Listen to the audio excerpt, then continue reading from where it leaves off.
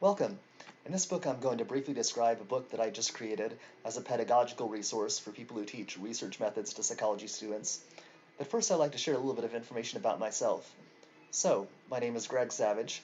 I have a master's degree in psychology, and I've been teaching at the university level since 2012, which is 8 years before I created the book that I'm about to describe. I teach courses in statistics and research methods. The statistics course that I teach is a lower division GE course, and the research methods course that I teach is an upper division course for psychology majors. It has a lecture component and a lab component. In the lab section, students get into groups and run research projects that I supervise. In addition to teaching experience, I have experience in conducting psychological research. So now let's talk a little bit about the book that I just created. During my time as an instructor, I've noticed certain trends in the way that my students respond to topics and concepts that I teach. For example, I've noticed that some topics tend to be easier for my students, and other topics tend to be more difficult for my students. I've also noticed that my students tend to have predictable misunderstandings or misconceptions about the concepts that I teach. For example, I've noticed that students, or at least my students, tend to think that random sampling and random assignment are both needed for a study to be an experiment. In response to the observations that I've made over time, as well as my intuition, I've developed a set of strategies for teaching research methods and also for helping students overcome any confusion that they might have while learning research methods and for addressing specific misunderstandings that students might have about research methods concepts. In this book, I describe various strategies that I've used over time to teach concepts and research methods, and also for helping students overcome confusion and for addressing specific possible misunderstandings. I've divided this book into chapters, and each chapter corresponds to a specific topic that I teach in my research methods course. For example, this is chapter 1, and it goes along with the first lecture of the semester in my research methods course, which is called Introduction to Research Methods, or at least that's what I've decided to call it for the purpose of this book. And to enhance the organization of this book, I've divided each chapter into subsections. The first subsection of each chapter is an outline of the lecture that I give on that topic. So right here you can see an outline of my lecture for Introduction to Research Methods. Another subsection that's included in every chapter is a list of general teaching strategies that I've used at some point to teach the topic.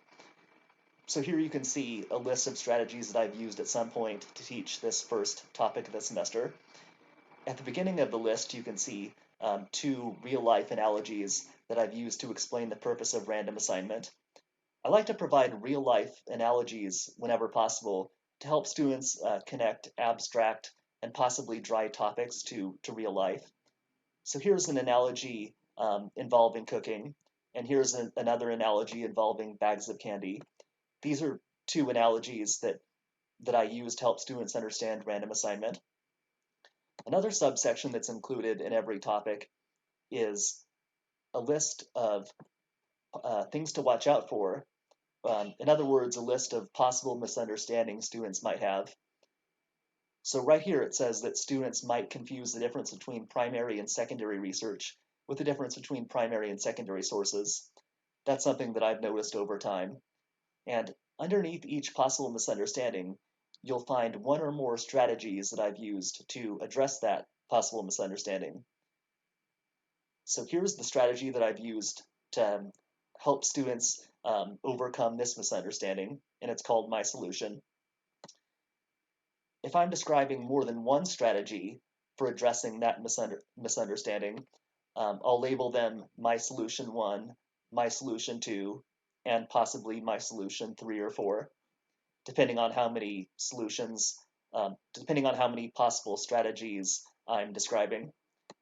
And other subsections within a chapter might include a list of activities that I've used while teaching that topic. So here are two activities that I've used while teaching this first topic of the semester.